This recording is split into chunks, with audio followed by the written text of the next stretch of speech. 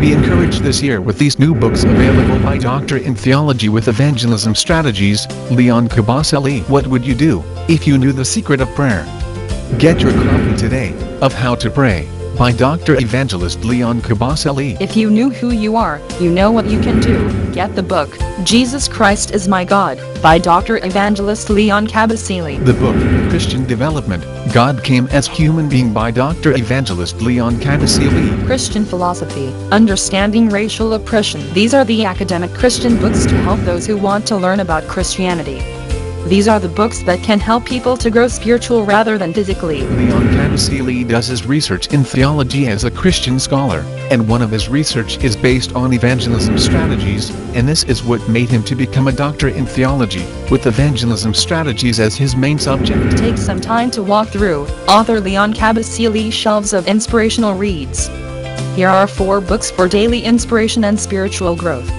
These books can be bought from www.amazon.com, http www.amazon.com, or go to any Google, just type Leon Kabasele.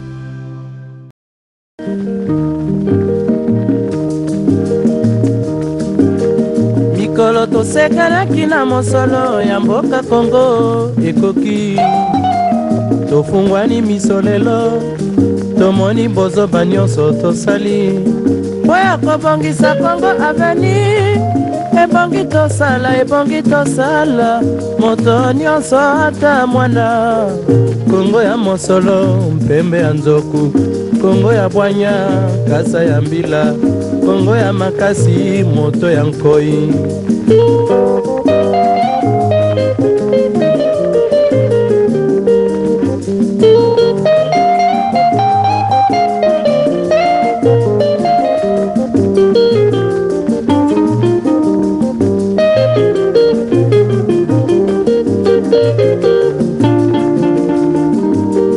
Mikolo tosekanaki na mosolo ya mboka Kongo ekoki.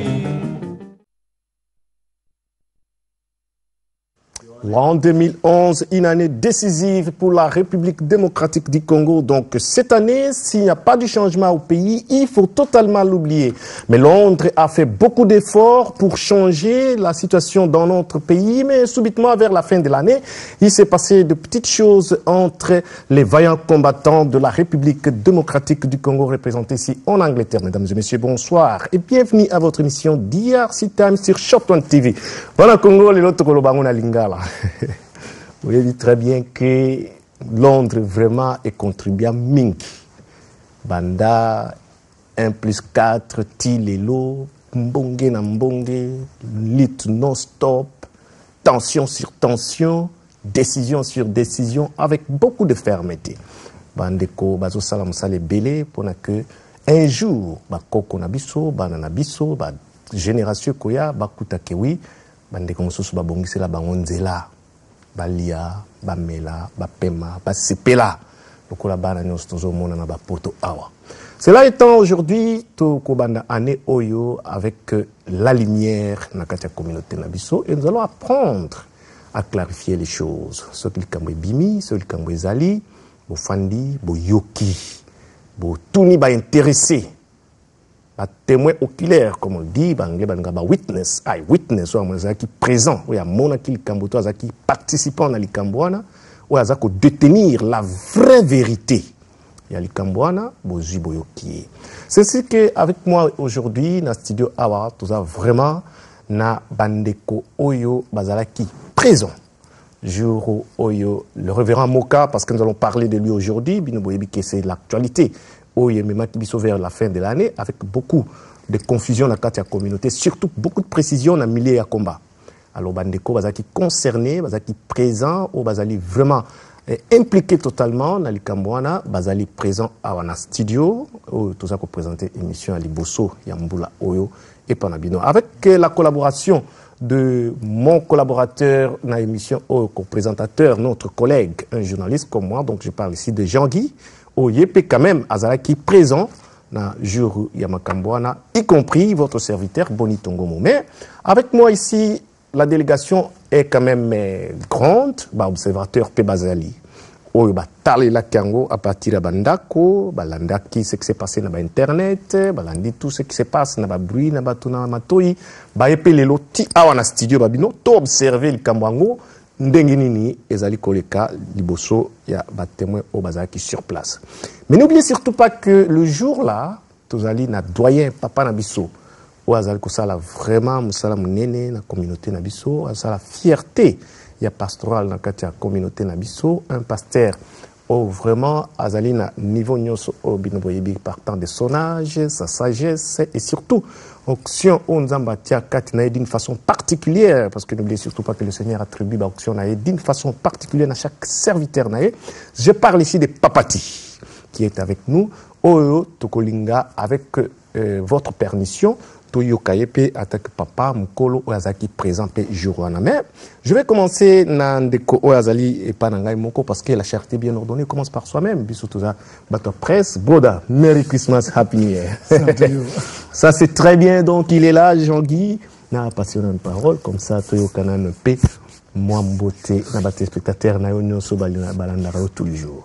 Merci mingi bandeko mbote na biso nyonso mbote sika bozali ndenge na lobaka toujours soki bino bozali te biso pe to bozala te parce que musala tozo sala ezali pona bino mais lokola ndeko boni alobi information principe nango ezali kopesa bilei na bandeko soki ozangi information ozali vraiment na bomoto te ozali na bongana te ozali na nyonso te information ezali quatrième force ya monde mais il faut ezala utiliser na ndenge esengeli na ndenge epesa batu oyo ekoki oyo esengami yango na tokosala to sala musala oyo na ndenge ekoki en tout cas na bandeko nyonso esika bozali bandeko bayewa bapapa bayaya baleki boyoka bango bokanisa eloko ndeko boni alobi na sima ya émission oyo tokozonga na ba live pona face à face ya bino ba téléspectateurs na ba téléspectatrices na bandeko nyonso concernés pe ba oyo bakoyeya lokola ba témoin lokola ba observateur nyonso de tokozala. Merci ndeko boni. Merci boyokelo ndeko Jean-Guy alobi ça très important oyo ezali preuve ya respect oyo télévision na bino short one na bandeko o bazali lelo na plateau ba pesi na bino ba téléspectateurs valeur o bazako pesa bino communauté congolaise o bazako reconnaître que bino penza nde bozali bato oyo basengeli ba pesa rapport. Alors c'est ainsi que ndenge pe ndeko Jean-Guy alobi boyoka bango attentivement lelo. Après wana soki moko na moko selon la collaboration tokozala na président Alidor toko planifier moko na moko akoleka na TV live botuna emituna nyonso boyokaki o bokoyoka pelelo na o boyebi ezal malamu ke communauté na biso ekoka kozwa ka temps ya koyeba vérité. C'est ainsi que pour gagner du temps toko passer d'abord micro na Papati oyo toko pesa d'abord mbote pas pesa bino mbote comme ça totuna ye mutuna liboso comme étant mutazaki sur place. Mais ya solo penza toko ko banda masolo ndenge boete ça que to pesa bino mbote to souhaiter bino vraiment meilleur vœu ya nouvel an. Nous laisser les cas qui nouvel an est bandi. Et ko soukati na décembre. Pour nouvel an c'est toute une année. Alors to lingi vraiment et nakanisa ko bakise loko spécial ondenge ndeko bonia utikoloba en tant que musala ndambe soki omoni musala ndambe akoti na makamba boye c'est que ndambe a pesi révélation musala ndambe akota ka bikote la te. Alors soki révélation uté pas ndambe ata yo boyi ekokokisa makaka. Alors 2011 c'est vraiment année ya ba enjeu ebelé en Afrique mais particulièrement dans le Congo.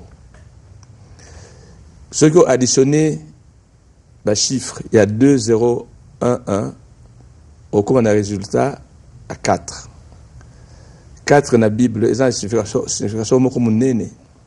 Dans le cas de détail biblique, mais là, on a une loba. Ils ont année, il y a détermination, année, il y a victoire ou échec. Ndambe apesi biso la possibilité mibale vaincre ou mourir,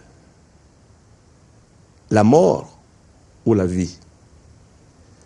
Nakanisi yo na ngai 2011 eza mbola topona victoire, topona changement to pona libération nazo lobela te nebi o ni nazo loba mokolo eko na que na leki na compte na ngai personnellement na opesa ba détail alors pona ko zongela mwa moke na makamoleka ki na révérend Moka en tant que pasteur nebi ku discerner eloko oyo nzambe atina kati ya mutu soki ko sunga soki ko bebisa bato bayebi ngai eza na milieu politique milieu diplomatique milieu littéraire nakamataka les trois milieux eza un peu séculaires pour na côté na ministère biblique té mais bayebi que na mena ba combat ya littérature na tango tozaki nano na dictature ya Mobutu et eza komi kumisate mais na kati ya combat wana bana ya Congo o basalaka examen d'état na 81 examen baposaka bango ya français bazwaka na buku na ngai c'est pour dire que eza influence monene kotaka na 83 na bimi meilleur écrivain zaïrois tant na côté na diplomatie bato basali nyonso pona na longwa na zonga na mboka avant fin terme mais na salaki 5 ans alors que d'habitude diplomatie ils ont 3 ans ou 2 ou 4 ans na sali 5 ans na yiko tika ngamoko na milieu politique na une expérience oyo bato mingi baza nango te pona salaki na ba niveau moko très élevé bref kota la mutu na kati ya ba candidat oyo tozwi na loi depuis 1960 pour conduire mokili na biso. Il faut toyeba que mingi basalaki lokola aventure. Bazwa ki ata révélation te, ata vision te, même ko établir le couteau plan d'action te. Bakambi biso ndenge bakambi biso. Tomoni pasi ndenge tomoni pasi. Bato bakufi ndenge bakufi. Tozo tambola kaka ngulu parce que base ya makambo yo euta kala. Et bato basalaka yango bazo continuer ko sala ngoti sikoyo. Mais naza moko na kati ba découvrir ba vérité wana. Makambo ya code noir.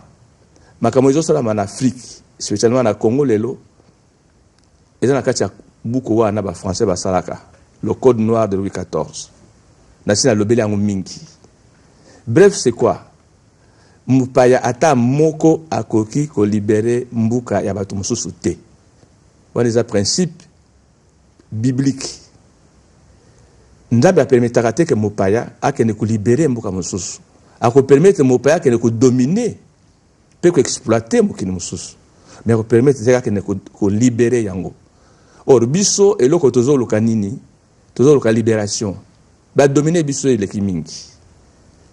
Alors na kati na bandeko baza ko se présenter loka ba candidat na landi mingi ndemba loyo na monaki lokola eloko moko euté par Nzambe po mutuango azape musala Nzambe révérend Jean-Paul Moka tango aye na sepela ki penza ko kende ko yoka ye na tunanga moko mituna ozape nda yo to mutu mususu. Bref, eloko ça kangai que ça na me engagé pour na yoka kama loba yuti na monoko moko. Oyo na meki ko vérifier na ba candidat mususu na yoka nguna noté. Mais ça que c'était la fin. Et ça que pesa yé occasion à me candidat ko apporter discours oyo batu mususu ba pesa na noté depuis bazo loka ki mo konjina kata mokili na biso. Et bino moko bolandi ba discours na ye bakangaka mutu a partir ya maloba na ye balandaka pe mutu a partir ya maloba na ye et biso na mbola 2011 oza na moment ya kosala choix ya kosala différence pona kosukisa neoki discours na ye na zui entretien na ye na poser par question na présenter pe exigence so nzambe aza ko recommander pona 5e président ya Congo. Batumingi ba prophétie pesa maka avant Kimbango pesa ba prophétie, Lumumba pesa ba prophétie. 5e président il faut azala motoyo akozala na bolingo akozala na sagesse akozala na intelligence biloko non so misato wana moyen d'expliquer ngo ezate mais da découvrir ngo na kati na motoyo otobenga révérend Jean-Paul Moka koyeba na ebiye eza lelote na bien mwakala mais akendaka contact et katani et puis avant ya asengete parmi batu okota na ye ngana zala ne yango wana omona ki présence ngai lelo na ye pora ko pesa loko yo ko permettre que ndeko yo ozana confusion mais lingo ye batu kende wapi soki okoyoka oyoki soki pe oyoka te. Voilà, ça c'est l'homme de Dieu qui parle. Il fallait quand même tout ce que la papa n'a dit sur temps et belé de façon que introduction oyo ezala plus limpide. Mais avant de passer dans mon sous papa, yo tango déjà vous savez qui un peu copier na révérend Moka et subitement oyo koyoka ke a commis à Londres. Oyo ke la tango na voix nini information nini canal nini ozaki information ke aye pe alinga kutana ba congolais. Pour la kokota na Londres spécialement ba combattant ouais na yokela ka ngona mwana na ngai yoyo capitaine le géant ba ne wa benga kaye azaka na numéro de téléphone na ngai ndenge ba combattant mingi baza nango abengi ngai ke papa révérend Moka azako ya ngalo bon beaucoup de ndenge nini abone ko expliquer ngai alobi papa alobi parmi bato ba kota na yo il faut zala natuni ye moko alobi ke ngai nazala ya le papa ye moko a cité kombo na yo ngalo bo poto na yebi ye na lo bakutu bana bo mwana ndenga yaka pa banaka ministère ne pastoral là avant akena sala na banque moko assurance et tout ça na yebaka ya ça singa ko joba assurance vie et tout ça mais puis akei na Belgique akei Kinshasa le reste na suivre en côté mais tango a lobby que yemoko a lobby que parmi bato okuta na ye faut zala en tout cas pas tous les moyens na ozala.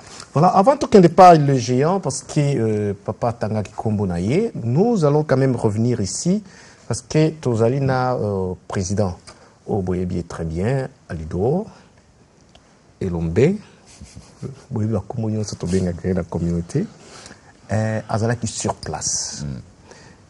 Qui introduction au pasteur Nabso Papati à permettre de trouver un peu background sur réalité il y a révérend Moka et surtout conception spirituelle il y a les Kamboya communauté Nabiso et que yo ozala qui sur place to lingi to yo kapepa na yo lisolo ngo et koki kozala ndengeni. Bon ngana ko répondre na cadre groupe il y a d'ici OK au naza président. Donc, dans le groupe national bien structuré. Je suis le président, tu as un secrétaire général, tu as un secrétaire chargé de la finance, tu as un secrétaire chargé de la relation publique. Oyo Ezali, capitaine Lyon. Il y a un chargé de la relation publique dans le groupe national ici. OK. Et il y a des que Matanga Ndeko Armand, Tungulu, tout ça qui est réunion en Dakou, c'est tout ça qui est réunion en Abisso. Il fallait tout kende. Bruxelles. Vu la possibilité, tu dépêcher qui ne quoi kende, n'a pas moyen de mots personnels. Mais déjà, il s'est habitué, na mécu, na moni, na internet, na canal à journaliste moko Roger Bongos, interviewé de Komoko Boye, comme on a eu révérend Jean-Paul Moka, à Zolinga, à kende élection à Congo. Na landa qui interview, en tout cas, vraiment intéressant. Na c'est ami, na journaliste, on a ami, l'émission et tout ça. Et tout ceci, il y a un abisso normal, qui a souhaité maman Armand condoléances. Il sait en tout cas Armand, tout ça n'a moté wana. Malgré Tikibiso, mais tout ça n'a moté, ma tout porté n'a moté, ma combo n'a écouté jamais qu'au bout sama. Banana en tout cas, tout ça appelé tous les moyens possibles. Base à la heureux plus tard, Moutou abomi et bané base à malheureux plus tard. Raison de la Congo angwana. Et ndi wakendeki, kokuma kumuna na Bruxelles, ndi akutena ndeko révérend Moka a approché ndeko basolina ndeko et tant azongi apesi compte apesi na compte rendu abisi na kendeki ba ndeko Samson batuna kiyo ba ndeko kingani oh ba bunda pe mbona na bise batuna tuna ngai bon président c'est ce qu'ils a qui ninga yakité mais Donc vous avez ndeko oyo ne bisaki yoke na monaki interview na ye na solo na ye absenga ki non sumo egozala tout le monde tout solo là parce que na Bruxelles on a moyen tout solo les ala quitté. Et après quelques jours après nde ayo bien ngaso absenga non ndeko nga biazali awa. Alinga mona yo tout solo là. Et compris dans ndeko mususu. Mais bon, pourquoi pas? Parce qu'il est congolais et tout le monde est parce que n'a pas été baïté. Donc il y a un baliboso na mona monsieur le vraiment quoi. Ndeboye na zaki place wana. Donc Bozolanda. Il y a qui wana pona non seulement il y a ipsengai mais confiance dans le porter sérieux. Ouais, c'est normal. Oh là ko porter na ta groupe. Voilà. Maintenant tolingi to yoka le géant mais je suis pas seul na Katia présentation émission Oyo. Je vais quand même avoir un mot de la part de Jean-Guy, parce que lui aussi parlera. Donc, je vais deux rôles dans l'émission Awa, tout ça co-présenter ensemble, mais n'oubliez surtout pas que Azalaki aussi présent, Jourouana. Tout comme moi aussi, je vous dirai comment je suis parvenu à arriver là. Oui, na banana na ndenge na Azalaki ou bien na banana nous d'abord si yo na nous tourne côté yo d'abord ceux qui na ba mon intervention oyo en tant que journaliste. OK, d'accord, merci. Ndeko leader parce que avant de que ndeko les géants na ndenge Azalaki wana pas to que na musika te.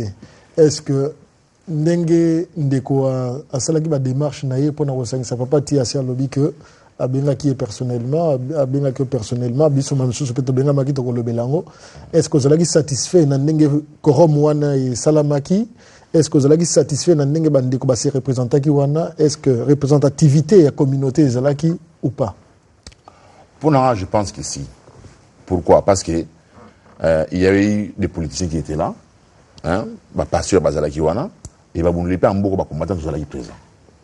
Donc ba omsusu ba benga ki bon ba yakité ba on ba y ba raison pour ba yakité so ba c'est ce qu'ils a qui bon ba yebi pourquoi c'est ce qu'ils a qui so ba c'est ce qu'ils a pété là ba on ba yebi mais pour ngai en tout cas personnellement tant ba benga ngai ils a contact ou azuna cadre la d'ici OK OK ils ont un cadre groupe mais na bolingo mboka tout le bito c'est pas ça tout surtout tout le monde a apporté une pierre pour na que ben pour ça pour na. Voilà, c'est une précision qui est nécessaire et pesama. Bon, mais Tokenan n'est pas muto. On a tangami plusieurs fois le géant peut-être pas à Kotangama. Mais tout ce que moi je peux dire, Boebi Bana Congo Bolanda, tout ça non étape où il y a awa d'un niveau tout ça tu dis ndengenini reverra moka akoma kia pedeni toye bien à Londres. Tout ça na deuxième niveau où tu regardes comment qu'est-ce qui a créé moi incident au Ezala Kiwala. Mais nous voulons quand même dire une chose, te remercier, te féliciter, que l'introduction à Congo, on pouvait la qualité.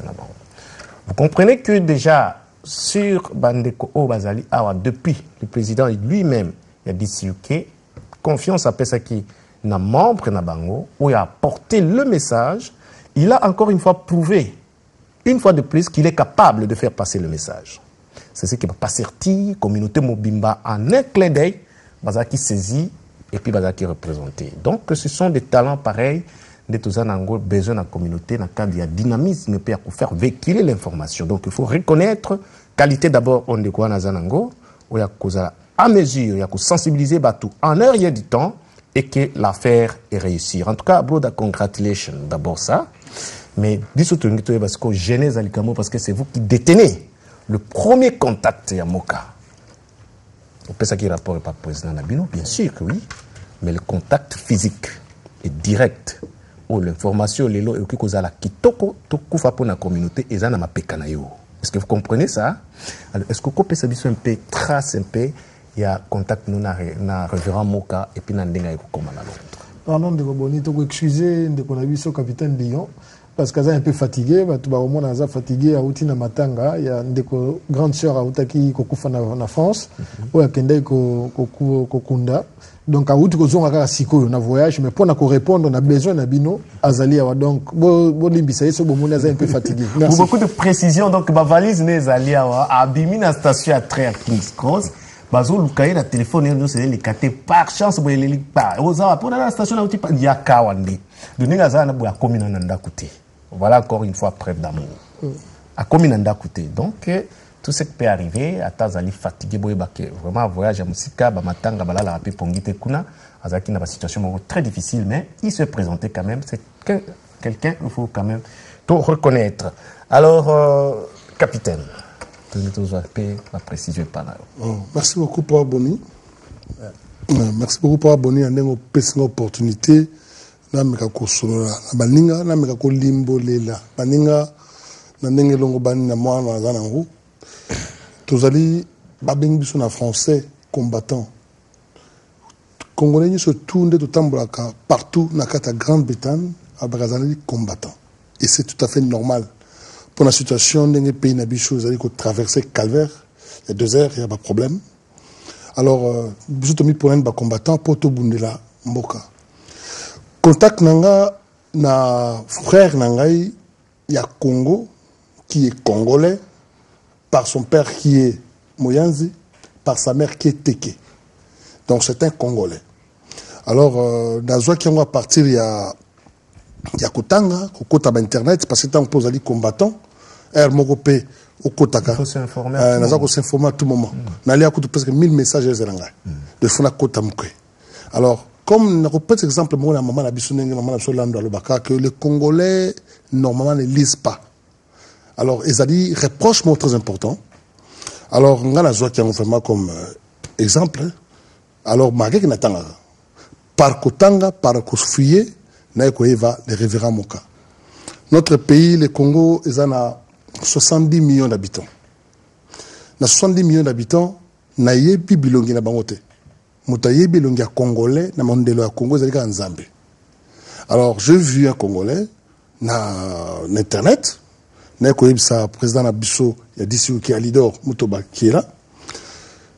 Après 3 jours, toké na Bruxelles pour la marche ya patriote na biso akufaki na maboko ya monguna zo kamba Congo. Bon, j'étais avec d'autres combattants.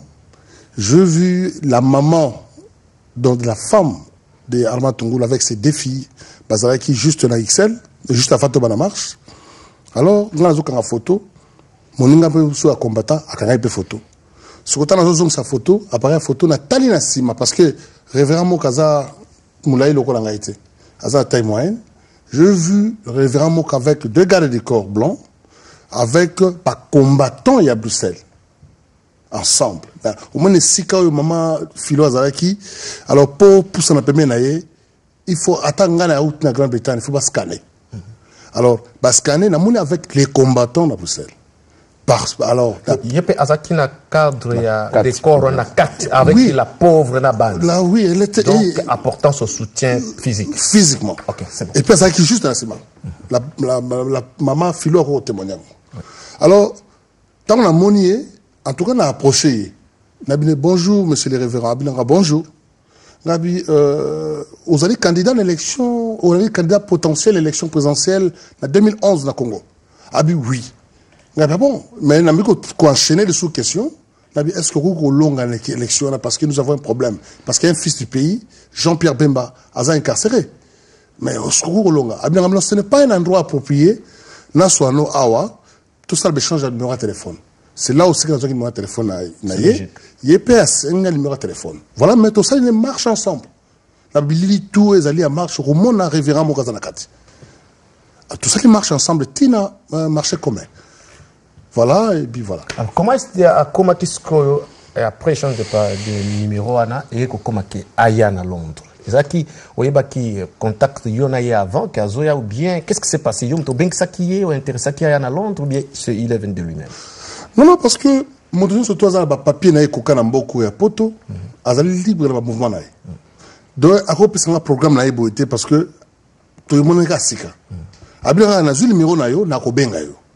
Bon, on appelle un numéro. Il y a un le même samedi, je crois que c'est les 4. La zone samedi n'a pas quoi pour aller à Makamo Susu Awa. La zone n'a pas. Alors, samedi, voilà qui m'a poste dimanche le 5. Lundi le 6, mardi le 7, dans un coup de fil, il y a révérend Moka. Bon, le coup on a passé le numéro dans le téléphone, on a parce qu'il fallait qu'on appelle la mais il y a Benga. Alors, on a monnaie 0032. Alors, oh, papa, bonjour. Ngabi, bonjour, papa. Ah, bon, monsieur le révérend. Ngabi, oui, ça va. Ngabi, bon, nous à Bruxelles. Ngabi, non. Nous à Bruxelles, nous allons à Ngabi, oh. Nous allons mais nous avons 0032. Ngabi, non, nous avons un système de roaming. C'est-à-dire que partout dans le monde, nous avons un contact. Alors, d'accord. C'est ça aussi quand nous avons contact dans le téléphone. Voilà. Alors, c'est ainsi que donc, le même jour-là, il vous a demandé qui est Alinga Koutana Congolais. Démarche, on a sensibilisé les gens qui ont combien de temps? Et c'est un vrai jour moro. Ce qui n'était pas évident. Dans le niveau de connaissance, tout le monde, c'était pas évident. Alors, est-ce que nous avons un combattant? Pour un combattant, Azali Moutabouné la Gamboka, Azali Moutabou pas attentif. Nous avons dit que nous avons un bateau. Ce sont des gens qui sont des responsables. Ils ont des enfants, des femmes à la maison. Donc, tu es banni. Alors, on a dit, bon, ça va, on a contacté les combattants. On a dit, bon, est-ce que les religieux, papati, na moko. Moko na bine, papati, c'est notre papa, c'est mon père d'abord. Je ne jette pas de fleurs à papatito. Na salle d'examen de temps, on oya le baki, tout ça, d'ailleurs, par coïncidence, ngana tang na zali mwana lemba papa Tito ali papa nanga lemba avant na juste na sima école na tene c'est mon père ngabino papa Tito il se bat pour le pays na ko benga pour appeler numéro de téléphone mais au musu soana na contact na plutôt sur ma sola mbokate bon papa Tito tina benga ki yangwana alors c'est ça ici quand j'ai passé papa Tito comme religieux alors na ko benga soit un politicien na ba politicien na bengi un vieux technocrate que papa Tito connaît très bien, un vieux que je respecte, un vieux qui est trop, la bien vient en aïe, Moussimi. Pour ça, c'est un technocrate intelligent. Alors, la bien vient en aïe, la bien vient en aïe pour expliquer. Après, na vieux Sylvain Boutende. Na vieux Sylvain Boutende, na bien payer. Parce que Ali nanga ici kamoko, to bunda pour la kamboka. Voilà. Alors, et ça dit que, na côté, na ba journaliste, na pas besoin de journaliste. Alors, na boaki gauche, na ko benga ba journaliste surtout. Yanga na benga ki Jean-Guy Kikamba, na benga ki yo papa Boni, na bengi pe baninga basusu wana. Na bengi bango pe. Parce que na mona ki yo il faut zala pour établir makambo audience. Na papa Jean-Guy audience ko zala suivi. Na ko benga pe bango. Voilà, yanga teninga na sai contact na bino na contacter ko zaki na lead. Donc makambo mususu salaka. Voilà bengi ko faut zonga on zonga ki le même jour. L'après-midi. Voilà, donc je confirme que j'ai reçu plus de 20 coups de fil par le géant et qu'il a combattu la vitesse dans son caméra. Il a représenté la facture pour notre mana jourwana. Voilà, maintenant, vous qui quand même raconte, il y a révérend Ndengezala qui met pas observateur Bazali. Bango pe bazana droit baloba parce que ça m'a renvoyé Congo congolais union se fait loba so na cause micro avant de passer na deuxième étape ya émission na biso et surtout na tuna mutuna un peu entretien au siko tango révérend comme kina ba communauté za kindengenini à ce moment-là papa ti président na le géant pour se préparer Jean qui à ce moment-là va intervenir na niveau na mais suite na un peu discours au boyoki et pas ya ba témoin au bazalaki Papati, président, dans le géant, où il y a quand même Moutazoa qui va contacter Belé, en tant qu'observateur, pour Bazali Kota, la match n'est pas obéta na terrain, pour mon abérer à partir à Libanda, ce qui est beaucoup de sabsonné. Bien, merci. Na Koko avec explication, Vandeko. Vous te présenter pour l'audience publique, na besoin de respecter la mise. D'accord, merci. Nga pe naza moko ya babundeli, naza pe combattant. To zana souci à changement na boka. Naïba ina kombo ya Anto. Non, merci. Merci. D'accord. Nalinga juste na tuna question pas ya bon, question te mais loko na Kanisagi et pas ya capitaine Lyon que je respecte beaucoup. Abenga ki bandeko pour ba combattant bazebeli. Bazame beli ndenga biki ya ebi Congolais baza plus de moins 60 millions depuis les combattants baza pebele. Alors est-ce que les gens qui na critère moko ya ko benga bato yo pona ki wana est-ce que les gens qui na critère moko bien ki oyi bato belé okoya pe kobenga bango na mbala moko te est-ce que critère moko ezalaki ya kobenga bato wana kaka eloko nini nakanisaki yango parce que na kati na yango misusu bayaki te est-ce que critère ezalaki merci. Voilà, oui, Richard, le téléphone qui vous embête est à gauche, côté à Manto. Je ne sais pas si vous pouvez nous aider. Mais dans notre temps, tout peut s'en micro et pas il y a des connexions les géants. Au Batuni Mutuna. Na Mutuna, on n'a pas de commentaire à faire, sauf que vous répondrez directement. Merci beaucoup, Papa Anto. Naïbi Gozali Mobundeli Mounene Nakati Amboka Napso Congo. Critères les alakité. Critères les alakité. Biso na biso Mabundeli Congo, tout est banni. Bao bazaka na ombre, bao bazaka pe les banda to ebana biso surtout. Donc critère musuza kité na bien quelque chose de par patriotisme. Na bato babundela mboka. C'est-à-dire qu'on va tourner mboka la so mingi na bien qui par patriotisme surtout. Critère musuza kité. Et puis par raison accessibilité, je crois. Ah mais si par raison accessibilité voilà.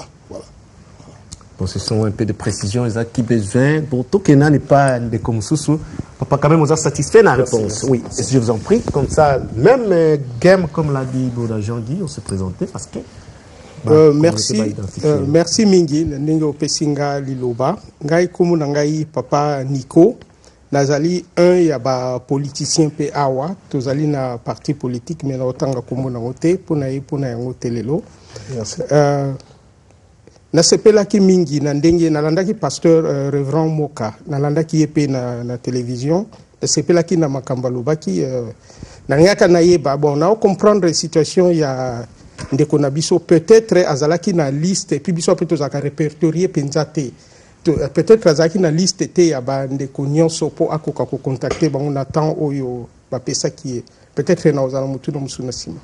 Merci. Donc, en ce qui concerne les Cambo, c'est pour permettre de faire un micro pour le coup là, à Bopé Selangan de micro.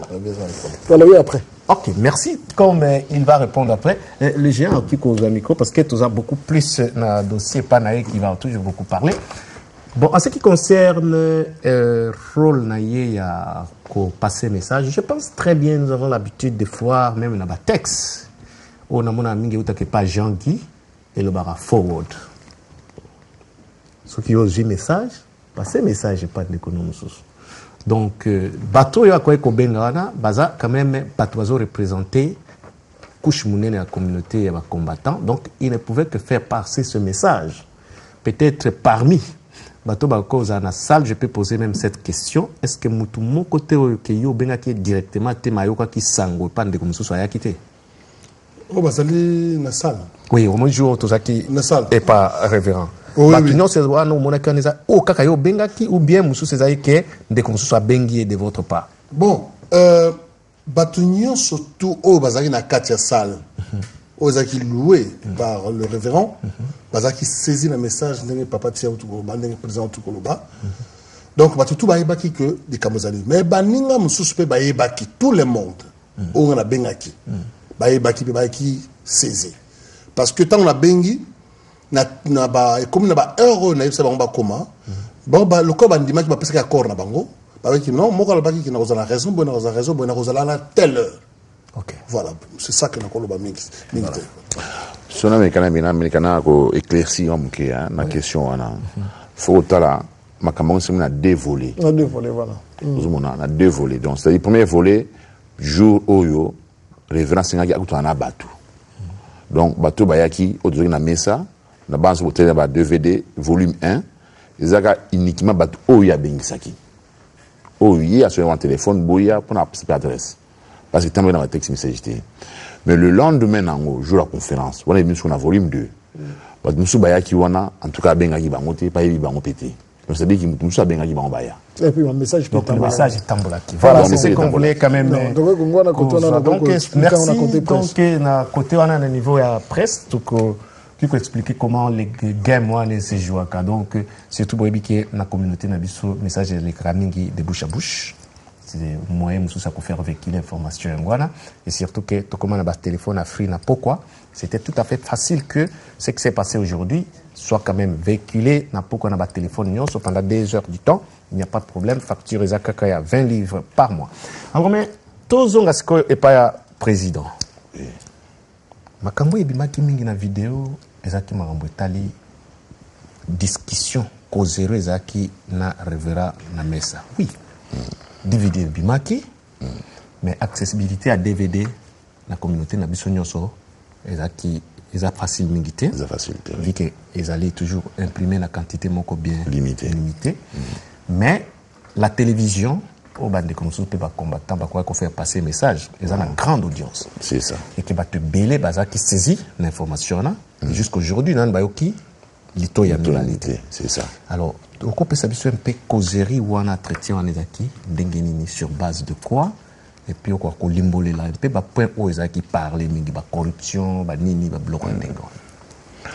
Bon, le wa liboso d'abord ndeko revena yaki na ndenga na yebelaki parce que capitaine ou avait contact naie ou ayeba ki déjà y a eu mona qui na interview kalinga akende ko azo ko se préparer ko postuler l'élection na Kinshasa et capitaine a dit que déjà à partir de Bruxelles que biso toza sceptique na makambo to linga l'élection na kanambi wana te abeki na kwa to solo donc tant que déjà na mesa to yeba déjà que mutoyo ndeko na biso congolais azo linga kende l'élection na Kinshasa donc faut que biso vraiment ba garantie nini oyo yi azanango ke akogagner o biso pe to ajouter libanga na biso na sima na ye pour to longa munguna wana oyo tozo bundela donc la raison pour laquelle tozaki wana to kai étant apesi biso ba version de fait na ye ba projet na société azaki nango tout nous zaki malamu mais pour la société wana projet na société ezala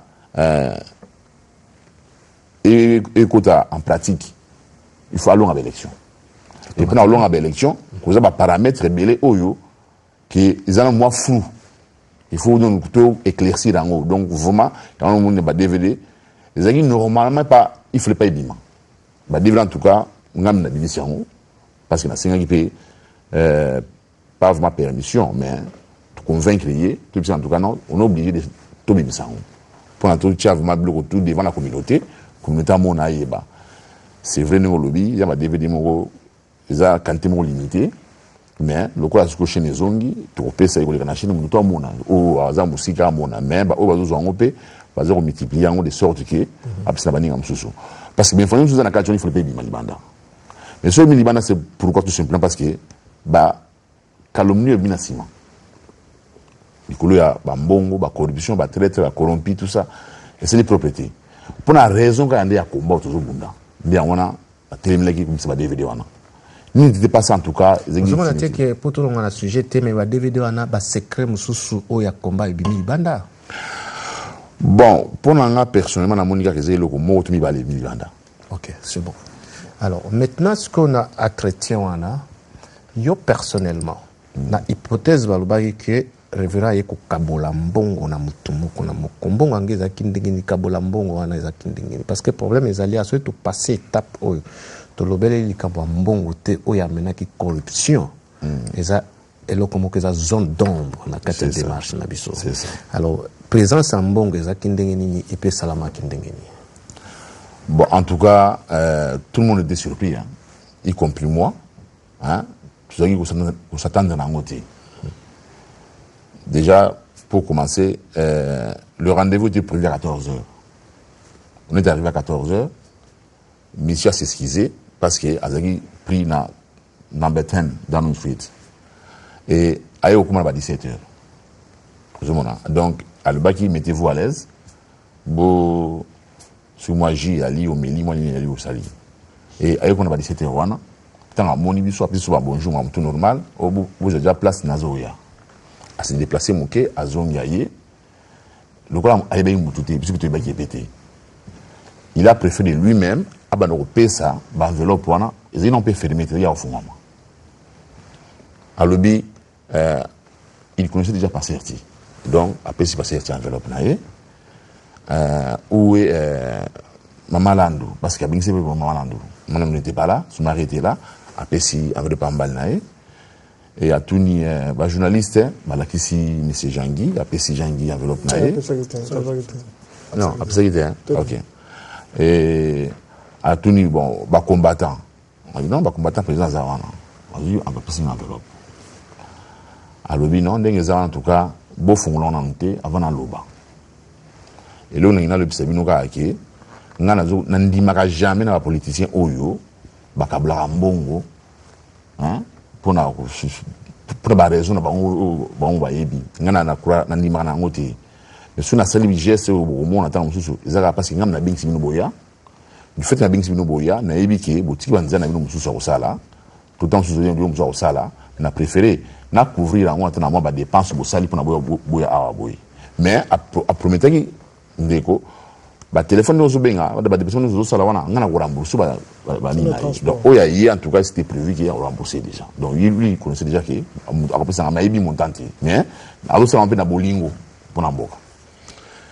Et les bus tous à la parce que tout le monde toujours que bus moto a ko liambongo parce que na c'est ma to preta tout le monde moto a ko lia mais tout le monde toujours hein les contrefacteurs sera puni sur l'activité pénale principale donc en tout cas wana vraiment donc ce qui est aux état de droit aux mboga mibeko yonde ko souvent lié en tout cas bota mapapo bima Londres et na cadre ndenge ndi bapesa ki wana na moni na aucun moment démocratie ya mutuke a corrompre biso parce que ayoka même pas biso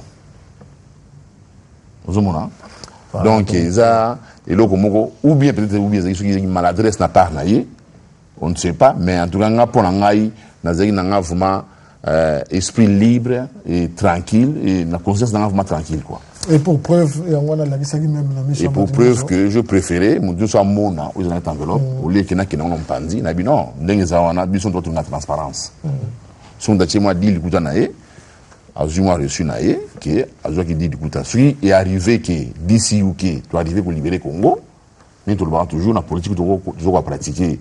Politique signe présidentielle par les mecs Fanda voilà bandeko ba c'est qui biso comme place yo bangoye mais bon angeza combien pour ngana ndaka un peu ma précision va to passer na tango na fongo liba enveloppe vous avez carte dans visite vous allez qui leaflet na ya pour une société ou à ndenga azoloba c'est il compte faire na Congo une fois soit élu et na 7 billets il y a 50 livres. Donc, total, c'est 350 livres. 350 pour la moutoumoko ou bien pour la battue? Non, c'est pour la combat. Voilà, donc l'enveloppe de 350 livres pour tous les combattants. Oui, puis, on va courir les choses le lendemain. Voilà, merci des précisions de la part de Konanga Jean-Guy Papati. Et c'est vraiment important que nous intervenir au niveau WANA. D'abord, appréciation, il y a réunion. Na composition, il y a bateau Azaki WANA. Ngana c'est plaki mingi bien que nazaki pasteur Karamoko natuna ki mette so ba pasteur musu bazaki invité à lobby effectivement à senga ki omuto ta mi balé mais au mususu na ko atteindre n'était parce que tous en contact mais na mona ki pasteur musu ayaki wana pasteur Motoko c'est un fils c'est un collaborateur. Alors papa nga na confirmer personnellement que na contacté mususu il fallait pas zalawana ou pe azala na moi pouvoir mais na dernière minute azoki empêchement pour na moi. Voilà. Donc, ngala sepeli pour ani, na sepeli pour na moni, ne na yebisa ki na yebisa que awape ba politicien bazali. Ope bazali na intention à ko briguer poste la présidence na Congo bazali pe. Yango to ngito yeba oyo yo ye ceux qui eza ya solo obe ya ko kosa biso. Eza ki mutuna na ngai. Na toyeke mutuna wana parce que na sina tuna ba politicien belé o ba yakawa ba bengi singai pendenge ya bengi saka ngai ba ringi ba yoka et ba ngai en tant que doyen ya pas pasteur il faut qu'on reconnaisse que eza grâce ya ko banda musala ndengu ngana bandaka na mboko yo lelo to ko banda ba église ndenge ezali eza ministère apostolique moko na kat na bango ezalaka na inter na tango ya ba 4 fois 1 ayewa abingisi pe ngai na ba journaliste 4 plus 1 je m'excuse autaka na RDC Goma balingi wasa soki loko nini aye alingi kotuna position ya ba politicien na ba combattant ya Londres na tunaka ye mutuna wana na lobi yo zalaki ministre plusieurs fois dans le gouvernement à Mobutu. Occupé la fonction de PDG, il y a la compagnie Mbongo, il y a des diamants, il y a des minéraux et belé. Si on s'est détaché, il y a Mobutu, conseil de Mobutu, il y a Mobutu, il y a Goma, si on a des Rwandais. Oyawa, si on a des gens qui aval na biso. Discours nini, oya sika yo zanango, oya ko permettre ngai na za convaincu que okozala mokami ya malamu na mboka. Je vous dis la vérité, à Silikaka Mabe, à Benganinga na kati ya salle. Ah, voilà vous les pasteurs, voilà vous les journalistes, vous pensez que c'est vous. Je dis, ah, monsieur le politicien, si vous êtes un politicien, osant la réponse à la question en Ndenge-Boité, et puis vous vous énervez, je ne peux pas du tout vous supporter, ni parler de vous aux autres. Nabima. Il y a quelqu'un qui a Benganinga, Mengamo, Nabima na kati ya salle. Et j'ai eu d'autres politiciens, d'autres prétendants, Nayoki Bango, et puis Napisi Bango position Nangaï. Alors, et là qu'on a sepelé qui n'a révéré Moka, des bourseaux à niveau, il y a humilité. Au moment qu'il a se présenter, même sans costume. Donc, à se présenter humble. Alors, nous avons besoin d'un président qui sache s'humilier devant l'opinion du peuple. À ça, sous dictature. Bon, ayaki na kondana ki yena ibisa ki no révérend ndengo yeyo moko avant au banda koto message au banda ko pesa biso ba enveloppe na monang mabe parce que les gens qui verront ça vont mal interpréter bien que ce n'est pas votre intention. Yango na yemko kamati munoko lobi en tout cas exact corruption parce que je suis contre la corruption. Et moi j'ai dit ouvertement que ngai pastoti je ne me laisserai pas corrompre par l'argent pour trahir mon pays. Et quel montant? Et quel montant? Montant nini. Montant nini. Me faire corrompre. Mais comme l'enveloppe était là, un homme éduqué et de bonne moralité, je ne pouvais pas lui dire non, prends ton enveloppe parce que ce serait aussi malsain. Et surtout que c'est un fils que vous avez connu. Un fils que j'ai connu. Moi, en fait, voilà ce que je me suis dit. C'est un fils, c'est un Congolais. Même à Pessi, mon papa n'a besoin de quelque chose à Pessi. En tout cas, je n'ai pas eu dans mon esprit l'idée à corrompre Ngaï. Moi, ah papa, surtout Babata, à Babon, est-ce que corrompre Ngaï? Non. Je ne peux pas considérer ça comme une corruption. Donc, enveloppe d'abord, c'est un fils, c'est un Congolais.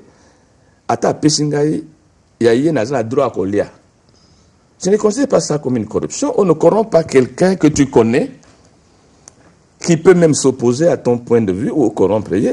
Donc, voilà, donc c'est pas qui parle, mais je vais amener une petite lumière. Juste les géants, la question de la ce papa tient à passer micro, ce qui y a moyen, le géant.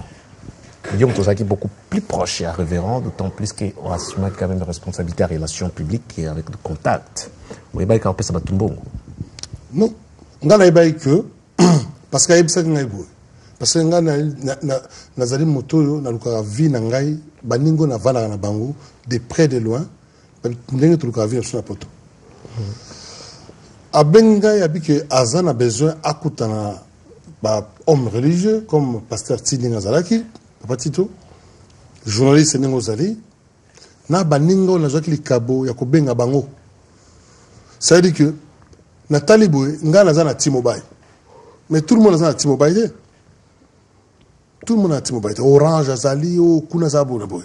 Alors, abisingai faut benga nga bango. Nga kite que le kola zali mwana Congo pour biso ba combattant. Nga ya tant que chargé à relations publiques, il y a un groupe il y a un mouvement, il y a dissuqué. Il faut une qualité quand même. La qualité principale, c'est qu'il faut une capacité d'écoute. Ce comme il faut une yokai. Et puis, il a raisonné, et puis, il a une vision, et puis, il a tout n'a pas battu. Voilà la qualité de nous. Alors, il a besoin de yoka. Parce que, entre guillemets, ni beko tozoa et comment le logo tambola ma bipane bipai mutamutazo tu ato lango te mi beko tozoa qui na 2006 tolbaki que tant to pesa ki bato musique bato ya pasteur ya mombongo na ba musicien ba politicien to baki que oyo nyo surtout avandi nzinga ya mokambia o ba na français imposteur o aza ko za imposteur a ko yingi sama kona ya wate o alia kambongo ndenge zali donc moni que moni ba o wana ba mi bio ba lia kambongo na ba musicien ba pasteur ba politicien ba yaka na ba ko pe sous-sorte depuis azo kambano et salama kana mbula wana alors mais oyo alizali congolais habité ngai fona que ne peut libérer mboka wana mais ako yana tozali awa papa la msoti Tshisekedi akena kisasa azaki na Bruxelles soka ngai awa kotemela nani to honorer nganda wa kotemela nani parce que bango balia kambongo wana ya mopayate voilà donc na mona ke bon lokola ezali moto oyo maboko ezali pembe asala na gouvernement ya kanambete mais ako ya nae. C'est une précision qui mérite d'être donnée, mais très souvent, et donc, bengi corruption et approche moko secrète. Bengi on a un coucou. C'est ça. Ça se fait pas en public comme ça, tout de même. Et sur les caméras. Et puis devant la caméra surtout. Et tant qu'on va corrompre mutuko, va pesa kayena ba condition nango que voici mission to pesio pona eloko. Ou peut-être au Kangami, pour résoudre le Cambonayo, il a accepté Bouye. Et ça s'est fait à toute négociation. Alors, ce qui s'est passé ce jour-là, bien que moi je suis arrivé en retard, je n'ai pas trouvé cet aspect des choses. Néanmoins, j'ai trouvé un débat. Oezala Kibaza Kwankile Moka. Nous sommes contre les élections, nous voulons les élections sans Kabila. Moi, j'ai toujours l'habitude de dire la vérité. C'est une coïncidence, voilà, vers la fin du débat, Ndengana apparaître, Nandengenga ipe boni, Nazwa qui appelle le géant. Tinanzela. Nazo kumbazo benga kakazo monitoriser ngai na komi na niveau nini, et que na komaki vers 18h30, 19h, juste avant lever à séance, où to senga ki que oui, révérend. Osoyi n'a pas représenté la communauté. Osoyi n'a pas combattant. Mais il y a aussi une occasion. Obisoba na Congo, Tongi Toyokaon, Mukili Mobimba. Est-ce que vous avez réduit en live? Mais tu vas bien appeler ça boni mbongo. Ils ont quitté Kopé Sambongo, il y a que tout le bino, les Congolais ne bayokao. Parce que le Congolais est assoiffé. Il y a comme on a moutou à télémi. Pour accompagner ça, bandeko, moi je suis capable d'affronter l'obstacle et le soulever. Il n'y a que ça. Alors c'est ainsi que, na niveau nanga, oyonga nazaki présent ce jour-là pendant peut-être 15 minutes. Tant que l'objet a oui, azoya na TV, na yesi bango bon, monga telema, toke ni bango kobongsa plateau, to pesa ni ba adresse, jangi bokolanda biso na simana le révérend Moka. C'est ainsi que, yena le géant, balanda biso na plateau, bolanda ki live, et si li live, voilà. Et comme il y a 1h du matin, heure non tardive, il fallait tout un jour à conférence de presse où il y a quelque comme incident. Broja Jean-Guy, comme témoin, Oyoki, il posé sur place. Ils sont les Andés. Non, on a raison, vraiment, on a trouvé le Comoré en abété, on a un décologien. Décologien, on a cela qui appelle la bandeko. La première soirée, on a une intervention, expliquer qui en tout cas. Et j'étais parmi oyo na banza na yiro salaki en sorte que tomela ko joindre bandeko parce que na des fois na moi doute pe moi hésitation mais ninga lobi na zala kana écoute na ebisi ke ndeko sala boy alobi ils a pas pour na raison boy autre le balelo até to le bilango peut-être na sima non ils a na ebisi pour na kombo ya Congo sala yango asali yango ayoki pe mitindo kaka kombo ya Congo asali yango donc azana raison na N'est président leader à lobby, n'est lobby, n'est pas parti à lobby. Corruption, pas corruption, il n'en avait pas. Donc comme il fallait représentativité dans nos mots parce que n'est des coanto à lobby, comme bien abattu son n'est pas ni quoi à lobby, oui. Mais moutoyen dans nos sika il fallait groupe mogo salanini scanner nano. Scanner dans on a représentativité à deux autres tchami bien copé na communauté. Papa ni quoi ça a raison. Que Madame Zolo, quand tu as un database, tu as répertorié, dans un coup to sala boye nous les appelle les sons merci papa Nico oyo nyonso alobi ke baza na groupe ba koyeba bandeko nyonso bazalaka wapi parce que likambo bongo mbala moko to bengi likambo bongo mbala moko to sali tozongi siko na question na yo koloba so bandeko mso bayokaki oui première soirée ezalaki représentativité oyo esalamaki na ndenge ekomaki na télé deuxième journée où il fallait la conférence de presse où il y a un message ya kimoumbu to koma osala ekendaki na presque mutu nyos et raison pour laquelle réaction ezalaki ya contre comprendre elo ni na loba ya contre message que non batuba kende kuna te parce que corruption ezalaki parce que ceci parce que cela est trop bêta. Nous allons arriver à point wana toujours comme on a point parce que tout na sikoyo qu'est-ce qui a créé cette incompréhension cet incident. Mais n'oubliez surtout pas qu'il y a un observateur. Ouais. Le deuxième aspect de la question, je ne sais pas ce qui m'a dit, je peux prendre le micro. Azana moi, les kansimke, ou est-ce qu'il faut réagir na kati? La compléter, on a dit est-ce que on peut prendre le micro, oui. Logo moko c'est important. Tant on a ça qui contact na bato, ngabi na ebité siko yo vande. Potokuta na yo. Ayi bon na ko textile yo adresse ya hôtel on a fandi yango na tinda ki adresse ya hôtel APC ezali juste hôtel wana so horse guard quelque chose guard j'ai tout ça dans mon portable voilà ou ezali avoisiné jusqu'aujourd'hui je n'ai jamais effacé ça voilà. Parce que c'est une histoire voilà hôtel wana ezali avoisiné par Scotland Yard immeuble à Scotland Yard et puis Musikatena dans le suite. C'est là où on a fait ça qui texte qui m'adresse sur surtout.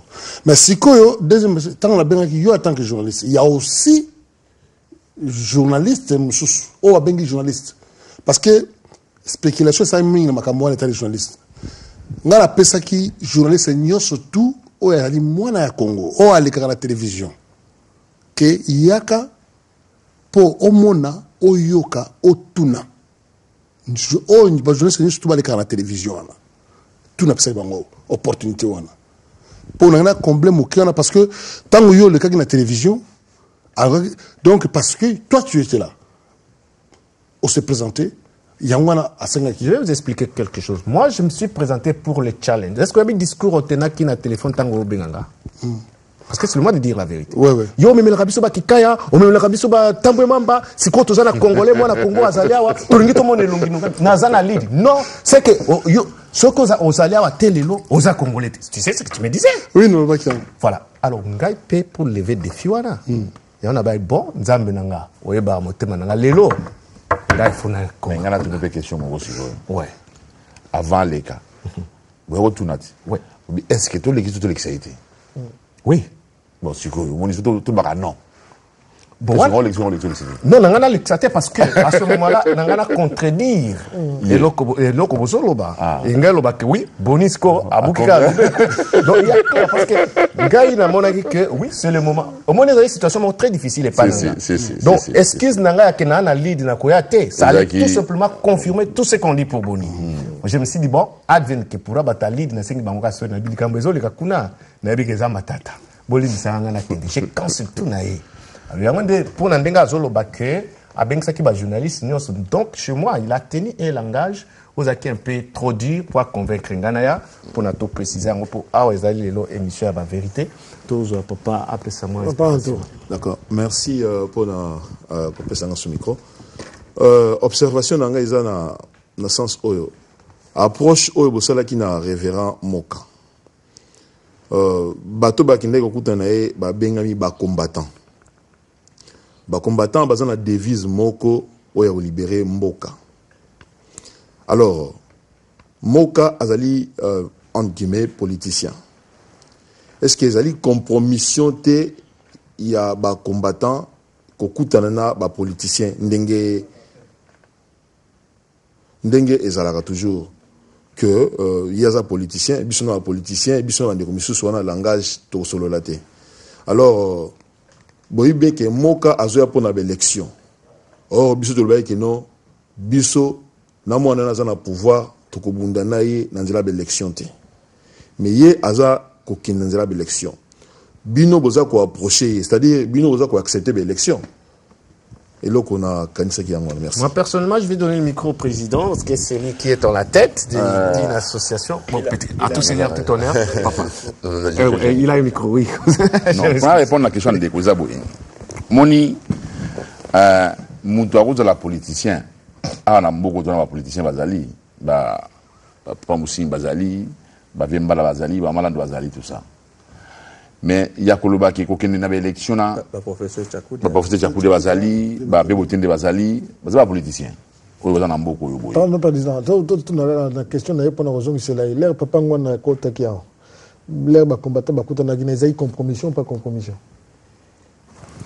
Un instant, bon, parce qu'on doit quand même prendre ces sons-là avec beaucoup de précision. Bon, Koku tene ba combattant na papa ngwanda, soko landi papa ngwanda mo muke, azana tendance.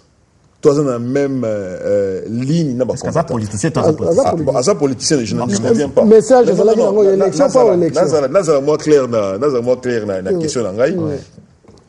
Papa Ngwanda ba période à Solagin ba combattant comparativement, n'est-ce pas, dans le moment où nous allons dans Sikoyo, ils ont élection.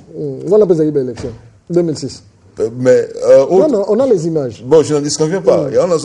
Oui, on va quand même déborder. Claude Yves Sabango va partir jusqu'à 1h30 parce que cette émission elle est très importante. Donc on négocie ma facture. Nous sommes en direct, ne vous en faites pas, on se donne le temps. Mais Yves Sabango qui est un peu plus parce qu'on doit parler de cette histoire sérieusement. Biso tosito yeba, toyebi. Et puis ndena tout le mécanisme naie, azana moi tendance moko na ba combattant. Ba lo baga moi langage moko. Pardon. Il n'y a pas de lobby, il y a des météo qui azali pe combattant pour azali na ba combattant déjà belge. Après. Boyo kaye na sima. Olonga la zolo baboye. Ndeko bia côté qui internet amoni que non ndeko za ko se préparer pour la élection. À ça idée na que non aza akozala hein abi candidat potentiel à l'élection 2011. Mais na devise na biso ba combattant ou na makanise ba combattant eza que non ceux qui toki na élection na mwana wana. Enfin, ils ont perdu si attend. Pour arriver à un président dans le micro, toujours pas parti parce qu'après j'étais président, papa Tiakoloba. Mais n'importe le président nous doit répondre. Oui, après président, papa Timé, n'importe lumière mouké. Merci. Je l'avais posé la question si révérend Moka Azalaki na circuit à maman éprouvé à Bissoya Armand. Donc physiquement déjà. Il a vu un combattant parmi les combattants au Baïko défendre Molimo, un combattant mort. Ngale oba obo manga pona nini parce que tant on a ka arma ko fina leli en direct na TV. Ti leli zali wa pona boni. Bah reproche même sur le niveau professionnel. Mais lui un Congolais a monique oui na moment où il y a pas surtout les amoko na biso kufi donc il y a quelqu'un qui est là à côté de la famille. Donc c'est aussi signe moko munen. C'est pourquoi dans la question. Mais être combattant ne signifie pas qu'il faut être en Angleterre seulement. Bon, je ne fais pas de commentaires. Un combattant, contre le gouvernement, dominer le Congo, il peut même venir du Congo. Donc, un combattant, c'est quelqu'un qui est n'importe où. Biso, c'est un ndambe. Yangwana lobaka, c'est un ndambe oyo. Aza ko souffrir na peuple té. Aza comprendre la mission à Jésus té. Parce que Bible aza ko mettre même le mot combat en relief. Nous ne combattons pas contre ça et ça et ça. Notre combat c'est ça. Donc tout chrétien, tout homme de Dieu est un combattant. Na ndenge ya lobeli da idéologie ba combattant à Londres awa. A boité qui nous sommes combattant abi ou à Londres awa net le baratoni élection tes amis sont à Londres awa donc on est à lobeli mais n'engi papa Jean Galobi concernant Pangwanda il y a qui une élection ti Pangwanda bana soutenir une candidature ya mona mboka ils a différent na monsieur Révérend Moka mais pour revenir na question ya ndeko balo bakata so mutabomi mutu azana droit ya explication faut botika ba mutu on a s'expliquer à cela qui ndengini comme ndengini donc il me référence qui est une élection aux maboko pembe soza na moyen il faut jusqu'au biso siko na koyoka ye wana ndenge ndeka lobi tout ça na qualité d'écoute to convaincre les siko ndeko ke tala banzena zo kende surtout mekaja di kamango déjà na mona mboka Jean-Pierre et Simba Kiti Et là, personnellement, je lui ai posé la question. Je lui ai posé 2 questions. La première était ceci. Aujourd'hui, on a l'élection de Jean-Pierre, na Kanambe.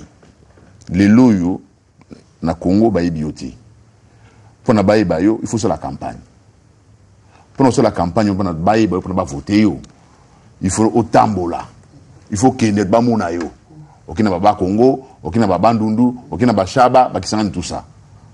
Si vous avez ma coquille, il y a une facilité. Si vous avez des moyens de déplacement, il y a une facilité. Mais, est-ce que vous avez un kayo? Est-ce que vous avez une possibilité de faire un kayo? Parce que, gouverneur, tous les gouverneurs, il y a des PPRD. Le chef d'état-major va taper perdu. Donc, ils ont facilement, pour un peuple, ou bien infiltrer dans la il y a foule, il y a foule. Les lois sont au Congo, ils savent marcher parce que, ils ont marché. Tant que ya bako panza bino na ningo bomo ila ba bibembe et il s'en fout complètement. Donc photo là que ça va danger na monsieur moko tant sur la réalité on y a ça monter na mutuna yi. Ko la que qui l'élection za ki nchasa ti. Fundo utambola. Mabe koyoka na mono ils mabeti. Mabe ko convaincre na mono ils mabeti. Donc sur yemo sur tant ka yoki biso amoni que non, effectivement vous en avez raison. Moi na wana a osala tout à autriche l'élection pays moi za conscient na yango. Bon, moi, je suis baki Jean-Pierre, qui celui qui a autriché l'élection, a se préparer par conséquence. Que celui qui a salami, tu m'as dit que tu as la situation. Mais les lieux sali qui tu as dit que Soso qui me sandé, qui me dit que Soso. En réalité, les alliés, toujours mon que Jean-Pierre même pas hasard incarcéré dans la haie. Et toujours mon acte sur les loyaux, dans le lengeni il y a l'élection, oyo. Kanamba okindi. D'où, tu as arrêté que sur l'élection, oui, mais sans Kanambi. Voilà, ça c'était le message des combattants au révérend Moka, dans le signe de quasi-satisfaction. Est-ce que les observateurs, vous en avez moi, ils sont ok? Voilà, tout ça, on a quand même à intervenir, si ça sera possible. Merci, Ndengbo Pesinga parole, comme on a papa Michel Munganga. Na sepeli na ndenge tokosangana awa po topesa na baide tobonga po tobongisa mboka na biso mais na problème na nga na moni boye ndenge marge ba combattant ba bimisa ki désordre ezalaki te idée ba bimisa désordre ezana mutu mususu apesa ki idée moko keno a lokola bimis ba pesi bango ba enveloppe c'est que ba comparer ba coopérer na bango ba mususu bazwa ki te ba monaki contre. Mais le problème est entre nous, les Cambouis Salamaki, Bobengi Sava, combattant Nyonso, Bosangana, Bozala Bomoko Bobandokolobano, papa, Talali Cambouis Salamaki Boye, Bosengana Bolimbi Bozala Bomoko. Toujours Luka, Kimie est contre Namboka Nabiso, Kimie Zate. Soki Bomoko Zate, moi tout tambola, Malam na Congo Zate.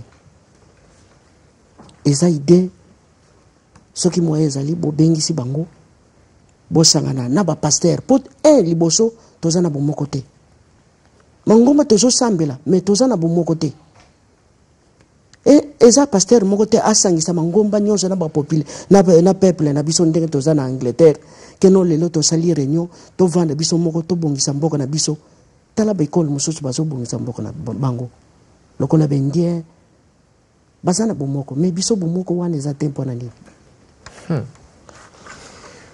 Bon, qui quand même est pour ça qu'on est la main, si Dieu sait qu'on est. Donc, papa Tiazali a peut-être. Comme un débat, monsieur, papa Tiazlimisa Mouké, Yoza na micro parce que après président de Tokotambusana, beaucoup d'observateurs n'ont pas lobby, et donc ils allaient à que à soulever qui point à Liboso, ils ont pas mené biso na dernière étape de l'émission na biso parce que nous allons poser la question maintenant. Oui, toi qui dit sur son ndenge yaki, na ndenge message à ba combattant ça qui révérend, la réponse à ça. Mais qu'est-ce qui a créé crise wana? Qu'est-ce qui est à la base? Il y a que jour où on a qui quand même que ça la conférence de presse naé et quoi aboutir à bas désordre. Et là on est qui la base. Bon, et là quoi Liboso Salama Izaki d'abord tant à lobby conférence lobby n'est pas prévu qu'il y ait dans la conférence.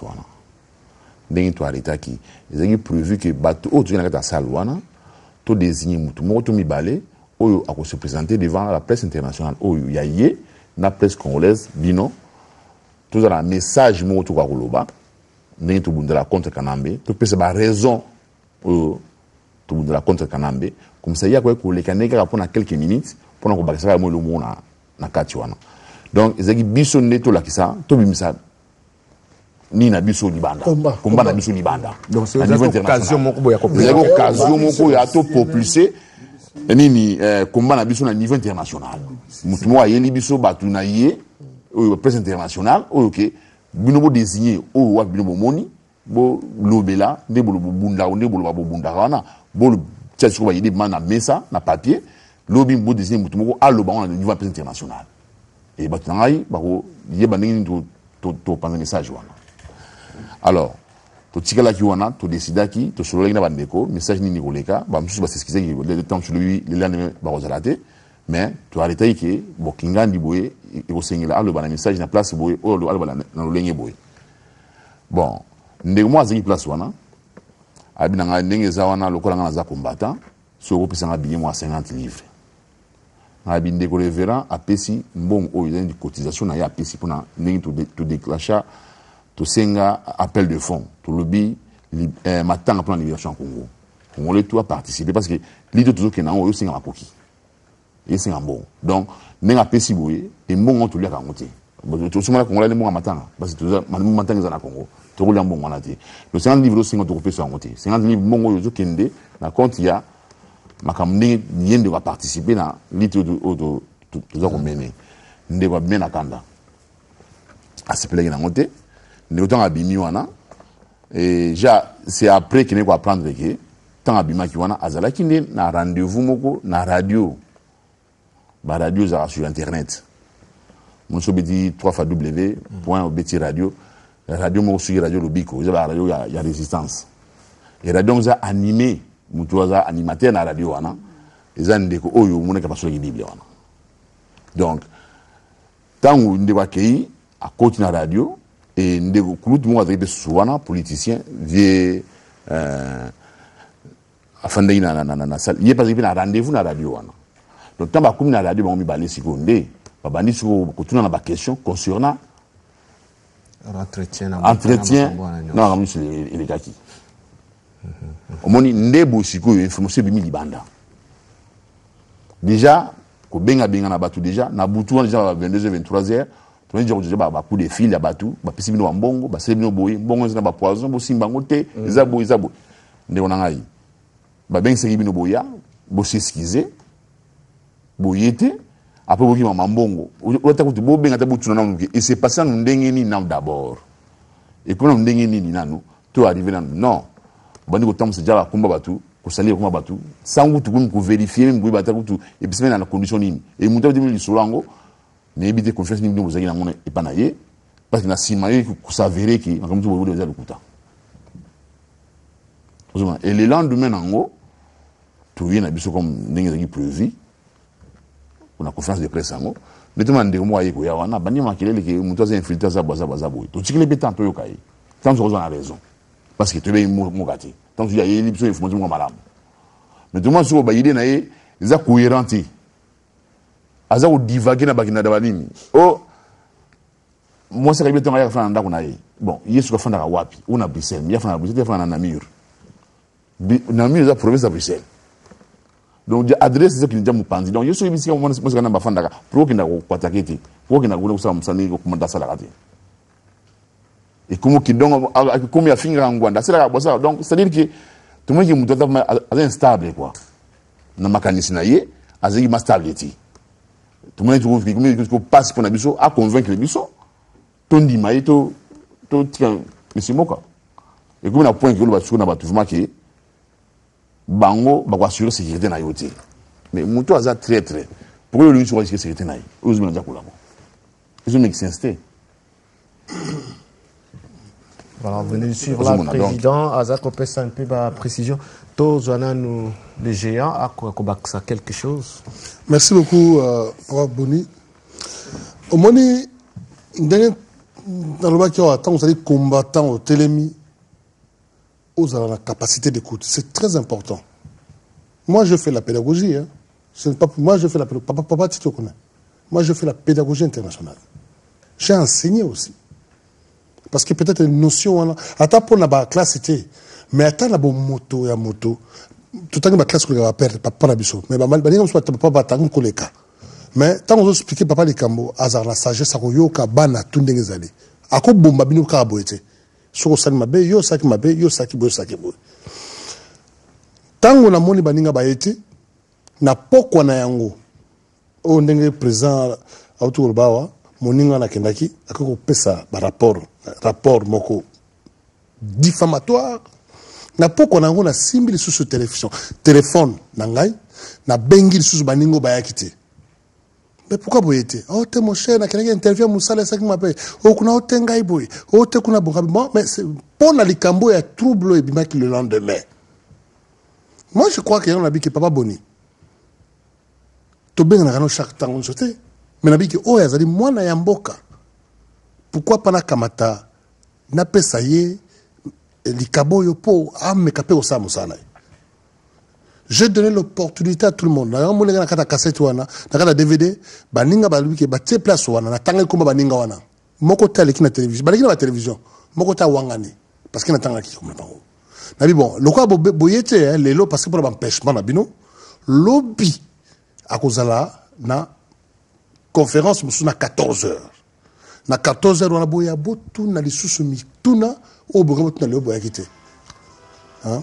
Alors sikoyo ndenge ezali wana sikoyo bango sikoyo bayaki bayebi ke lobi tokuta na 14h bakokuta na 14h alors sikoyo nde place nde sikoyo bango lokola banguna ya makambo wana sikoyo babaki bon esika tokosala désordre ya makambo ndenge ezali wana ozomona voilà omoni sikoyo yango nde place lobi na yango oh ya au présent tout koloba azako divaguer na kamoko toujours ba sous-sens na isa sens c'est là où me sika ba 14h hein ce que ba juste ko adresse yango pour ba ko semer des ordres c'est ça ce que ba adresse là. Voilà papa ti je ne sais pas na ndengo yoki intervention sur des ordres wana au kobaksa moke comme ça que n'est pas observateur. Ben malheureusement le président que na rozalate la conférence non pas que na yeba ki incident rozala mais na linga ki na zo rapport plutôt que na vivre dans de life mais tant on a tali DVD na zo ki les deux version ya bango na version on a loba ya biso oyo salama ki na bato bazaki wana baza représenter awa na moni ba contradiction. Oh, ndenge bango bazo présenter ango, c'est vraiment tendancieux. Mutu nyonso atali alobi, oh vraiment bazo sango nanko. O baloka nanko pour ka noyer chien. Parce que muto ya bimaki. O ya ye auti libanda, makamwisi banda ki na kati ya salle. À côté directement ayebi kutu te o eleki avant. Aleki pa ko kena ko tel misaye, na mona on a DVD, ko tel misaye ko banda ko soigne ça y est et puis ko kamata Bible ko pasola. Et là, c'est ce qui s'est passé parce que dans le ceux qui sont musulmans, au passé du Coran, guerre éclatée. Parce que dans la place, on a été ponga boni musa nangayangwana. Yo pourquoi silika qui est pourtant que élément les gars qui na chaîne chrétienne est produit par un pasteur. Mais c'est ça le malheur. C'est ça où je dis parfois nous faisons passer de ces choses là sans qu'on considère la conséquence na yango. Parce que quelqu'un qui a critiqué seulement 7 versets sataniques na Coran, tu les sors bien on est. Mais c'est ça. Ngai pasteur na kutambo na ngana musala naza na Coran. J du Coran. Et que tango bazo ipesa nga Coran oyoko, bazo ipesa nga ke soki yo o meki ko sala buzoba na livre yo. Nzamba ko boma, cela veut dire ko bwaka ngote, otamyo ozongi sela bango. J'ai ça, si vous voulez, la prochaine émission live, n'a ça. Mais à un moment donné, je me suis dit non, n'a bandana no kotanga Coran, n'a comparé la Bible pour la simple curiosité. J'ai vu des similitudes, tu vois, Genèse, kuna makabute zanakati. Mes conditions, ma pesa yingako, balobiso ngoza malédiction na vie na yote sakana na kolo. Ça ce sont les bata musulmans de Aïbsa. Autant nyozong c'est la bango mukanda na bango. Mais dans une chaîne chrétienne, espace y a un pasteur chrétien, on prend le livre sacré et va proférer en go, va tirer na pubelle. Je ne sais pas ce qui occupé ce message en au moni yango na loba qu'il faut intervenir parce que n'a vu que ba chrétien tous très patient toti kama kamunonso ndambe asala mais ezaba kamususu ezo sengete réaction ekuta na biso bandimi donc liboso incident et salami mutuango atombokili kutu politicien te azotombokela na nzambe akamati bibla pasoli yango et puis na o mususu landaki bayibi mbongo na ye bayibi malette na ye tout ça na loibo mais eloko yo boye en tant que congolais azoluka libération ya mokili na ye bobandi kosala biloko aboye nano bokomi esika bozokende te mais soki kaka na ndenge boye bokomi na esika yango bokotambola elongo ndenge nini bokobongisa mboka yango ndenge nini yango naza ko revenir toujours na mentalité oyo esclavagiste oyo Louis XIV na batne basalaka contre biso eza ko prévaloir ti lelo boye mais problème est la Bible na lobi te que c'est sili toza ko landela ngo un jour nous ferons venir oyo muta pasola ki Bible devant présence de la pasteur nyonso ya Grande-Bretagne na obonso wa otomusika tout na ye ceux qui a silika qui contre nzambe wa sala likolo na se o atia makomone na Bible ou bien ceux qui a silika qui contre révérend Moka ceux qui te tokola kile babete en tant que ça nzambe mais nzambe ye moko osala jugement mais eza dossier moko eza en cours et ça c'est je peux ouvrir la parenthèse en tant que doyen, il y a un pasteur francophone. Pour l'anglais, il y a beaucoup de nene. Kotika et l'autre n'engouana et les canaux pamba. Batwa kolobanine et vis-à-vis il y a Bible, bukana ndambe, vis-à-vis il y a Mangomba, vis-à-vis il y a bisoba pasteur, totali, tomoni. À supposer que j'étais là-bas, je crois que j'allais être plus énervé que les autres. Et je ne sais pas ce qui pouvait arriver.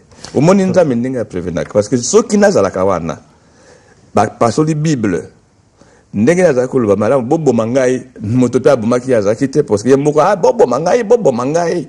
Non mais yo moko yiko benda makambo, siko lo baba bomayo. Mais yo parce que Bible, motomoko le vite bomangai. Peut-être quelqu'un allait être là pour dire non, plutôt que passer la Bible, hein, bomangai. Donc c'est un dossier à suivre aussi. Merci beaucoup pour les gens qui. Je pense que tu peux poser question beaucoup. Par rapport à la question lobby, parce qu'il s'avère que quelque part misala mususu pe to sala na chaîne wana. Donc moi aussi tango vraiment boye ezalité bon. Ayant vu la conséquence wana na zo quand même temps que n'était pas ya pasteur après ça va biso au moins mais ba espace kuna na solo la kinaye et alobaki a reconnaître que loko moko alobaki le malheur était que atalaki et loko ngo avanté loko la yebi kezali musala ya bana ya mboka na niveau et comme qu'on a ko imaginer peut-être pas izaki confiance aux alaki nango na misala ndenge to pesaka mais ayé ko pesa ma conséquence nango na sima côté wana na solo la kinaye personnellement le président est à mes côtés ici boli bisanga parce que aux presse le Congo est un pays moko chrétien 99% de la population 99% voilà chrétien et que Bible c'est le livre sacré. Alors si le combat où ils ont mené à Londres balingi va convaincre la population ya mboka na biso en déchirant la Bible croyez-vous à un soutien? Non, un soutien aux alatés. Et ceux qui même aux alaka na conférence de presse au Salaki hein et na base notre européen sur DVD dango au lexion na chaîne à télévision na yo na lobby boy au moins pour na monter l'ingomba c'est très difficile pour monter un groupe à 10 UK et maintenir les fans de reconnaître que oui là-bas il y a des combattants ils ont facilité ndeko azako œuvrer na parti politique mosusu na parti politique on a pas kolo nango a monter parti politique wana en tout cas à moni passe mais mutu moko koyaka aboye akosalir mutu amona te l'individu ma omona appartenance à sika outil lelo soki eza mutu ya pevalongo oke pasuli beaucoup ya ba kimbangiste ba kimbangiste ba otala te ke mutu wana za individu tubata soki sika ya outil auti na pevalongo to auti na bima to auti ozolanda nous allons dire que tant on a otala mutu to megato lubananu révérend Mokalobi tango azaki arrêté na prison makala et bika pend apesa ki ma révélation moko boy o ils ont épinglé combat l'imposteur alobi soki batie tembe signature yango yo bolakisa na vauni et révérend Mokalobi il y a 2 ans à ça yebike l'imposteur que dossier vous allez dans ces pays on est dans un dossier wana et nga on a zo bana lobo na yebi dossier yango ezaya massacre à Boudi à Congo. Raison pour laquelle qui s'est à Longwa comme chef d'état-major makamba Boudi à Congo. Les lorsque on a kata Bible wana o sika ba révélation de ko pesaki ezaki moment o pe tout monde a vérité yende ko ngope il y a un mot kangope que on va qui pointer sur lobby qui lelo tu vas nous montrer ça avec cette sango ndeko a surgir ba mo boyi a za Bible pas là et devant presse internationale. Et on dit que bah pour l'interrogation ça moi bien. Alors on a recommandé qui boui. Donc la Bible on a déjà pas preuve. On verra ko kaki côté les mal à c'est ça. Mutu moko ya welska Bible na pas soli yango. Voilà c'est compliqué. C'est comme bah pour l'interrogation moi bien la katiwana. Et que même service secret ba que na kata Bible on a pas secret on il faut qu'on la Bible on a ko bebi ça comme ça et du matin. Tu vois, c'est quoi une question bien. Voilà donc je ne sais pas si les observateurs quoi ajouter quelque chose. Moi je fais une analyse simple. La Bible détenait des secrets. Oyo ba dit révélation na kati oyo et dit à combattre likolo. Alors c'était une Bible à effacer. Mais quelqu'un yemba moko à mettre fin à l'existence de la Bible. Donc il a tout simplement accompli une mission au salama. Donc je ne sais pas si ça c'est d'accord. Na question na tunaki liboso na ba qu'est-ce que comment dirais-je ba critères ezalaki ya kobengisa bato. C'est-à-dire bandeko oyo bazalaki ba membre organisateur il y a journée il y a conférence wana ba yebaki ki bato baoya. Je crois que ba mettait quand même ba mesure moko sécuritaire en place que to sala boye pona boye. Donc ngana par nanga on dirait na kopesa moi faute moké na organisation parce que ceux qui discipline les alaki pour biso ba chrétien donc on peut to combattre na niveau on ya kopasa la Bible. Donc, mesures sécuritaires, je crois, de combattre ça en considération. Merci. Est-ce qu'il y a une réaction Bon, là, on a la place sur les aboyés. D'abord, un pour commencer, tu as une mesure sécuritaire, ce qui est salope sur l'ouango, tu l'oublies, c'est la conférence dans la salle. Et en ce moment-là, tu as une sécurité dans la biso. C'est vrai, moi, la lacune est là. Mais vu en placement, lieu, où la conférence, il faut des salama. Na hôtel wana tu es sûr que bato na hôtel en bango moko bazana de sécurité na bango pe on a tu connais même pas que bato boy ko ya ba se comporter ndenge wana vraiment en aucun cas tu connais vraiment que ndeko mo ko ya ou bien simi na nzoto tu connais tant que discussion ko zala ya to solo la to hein ba débat en plus de ça ils ont yetini mu fallait kana la conférence. Donc, juste pour nous dire ça, le président Zulu avant de zonger pas il y a les géants parce que les réactions allaient. Une réaction. C'est là. Mais ngana baxelo comme moi le président lobby étant donné grandeur il y a l'icam. Confiance entre nous et que les géants à cela déjà Moussala a contacté Batunyoso, il était censé que Batunyoso a prévenu toutes les couches. Oyo penza esala ka musala ezala na niveau ya Liban ezala na niveau ya kati ezala ki censé kozala wana donc ko pressentir danger ou bien ko précipiter ko anticiper yango ezala ki un peu difficile raison pour laquelle l'un de quoi liboso bando sala mobulu ndenge président lobi batikaki ye ti balobi eza makambo mboka tokovanda tosala mboka mosala bandaki lisusu après que ya na sur la deuxième étape en fait chose na réaction merci ndenge tomonaka bambaka to maki bamalala basapato consort soki ndeko komaki ti niveau ko passer la Bible, c'est-à-dire il y a eu une entrée à Kotaki et puis tout à l'heure on a DVD ba réaction zalaki, je crois que bateau bazalaki peut-être présent na conférence on a est-ce que réflexe zalaki té na on a ya ko assurer soit sécurité, il y a pour ne pas dire il y a révérend, il y a comment dirais-je, il y a Otsubenga livre saint Yanzambe parce que tout le monde même que non tant na ba Bible nani na DVD zali ndeko asimbi yango alors il ko biso to pesa yango beaucoup plus de considération réflexe de la quitté ya ko bon en fraction de seconde pardon surtout oui en fraction de seconde d'abord ndeko passe la Bible toko ko bombana nu kombo bien toko tika kombo mais azalaki mosakoli sango oyo na banja ndeko a contacter qui ou bien d'une part et d'une autre azalaki mosakoli sango donc jusqu'à ce que aucun de imaginer comme ça la bongo et ça là qui c'est impensable. Bon, jusqu'à hier, réaction, on a, c'est vrai, lacune et salami. On peut l'admettre maintenant. Lacune et salami. Mais, quelle fraction de secondes, oyo, les lots qu'on est salami. Les temps ont bousculé, mais, bon, y'a bani entre bino, les loups ne se mangent pas entre eux. N'attends, vous voyez, on a basa bandeko. N'attends, les cambouizali d'ailleurs référent à l'obaki ango. Ce qu'on a mis, tout n'a ngaï. N'attends, vous voyez, kuna en face des ali muninga nangaï. Au salani. Okobena muninga bosololi nano donc baninga ozela so ili kambo ezali to kosolanga na pembeni te baneni to ko arranger mais est débordé il y aura beaucoup de questions à téléspectateurs jour à live mais tous on a nous rapidement le géant et puis tout quoi arriver na pour merci pas minute des autres bon merci beaucoup par abonner au Bensi biso pour tout ma soir solo soko Bensi biso oyebi au moins dans la côte ya okota motema na ngate motakota motema na biso yali nkolo nzambe na ko tema siko na ko sa réaction bizarre na zuma mo mesa na balusemo na BBC mission okoyeba te c'est-à-dire que la personne qui a déchiré la Bible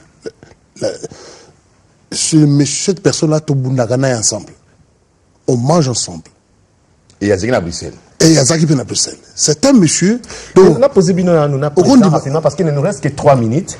Est-ce que vous avez, à un moment donné, vous vous rendez compte que le service de sécurité, de renseignement, où il y a pouvoir pour combattre, peut apporter son implication dans le groupe Nabino? Justement. Nous sachons cela, pourquoi vous pouvez pas prendre des dispositions? Parce qu'à tout moment, l'ennemi peut surprendre de l'intérieur. Bon. Oui, mais de quelle façon? On n'a jamais pensé. À aucun moment. Et ça va de l'intérieur. Il y a na kati na biso na ndenge wana. Mutu ko infiltrer biso, mutu ba corrompre na kati na biso, passe la biso mabe. Aya salinga lion mabe, aya sali légion mabe, capitaine lion mabe. Mais qui a gagné quoi attaquer un individu moko boyé, hein, pendant que biso tous entoyé bani, ce mouton a psé bon pour infiltrer mouvement doit psé bon mabe. Voilà, nous y reviendrons, donc émission est débordée quand même parce que nous sommes presque à la fin de cette émission. Mais toujours rapidement, juste parce que cette émission à Liboso y a bavé en 1 minute, peut ça bavé nayo rapide na famille comme ça, même en 30 secondes. Mais n'oubliez surtout pas que l'émission va continuer. Les qui juste besoin d'introduction un peu lumière sur ce qui s'est passé ces jours-là, Boyo Kiango et puis Moutna Moutaebi ba. Et si quand il a posé question, préparez-vous parce que c'est un dossier ouvert, chaîne Nabino, et qu'on peut Sabino occasion de poser ma question à tout. Tango, Tokubanda Koyamba Bango, Moko na Moko, alors léger. Merci beaucoup, Papa Boni. El Bosso na koloba que eloko esimingai ndenge na temeza inzambe. Mais moto ya bongsarangai, o ale sakangai, o abotlinga ba descendance nangai, eza mosi nangai. Mosi grâce à basi yango tozali awo. Alors, cette fois-ci, j'ai été un peu choqué par ses amis. Que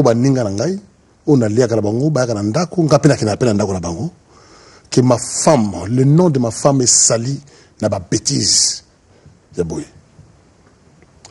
Parce qu'Internet,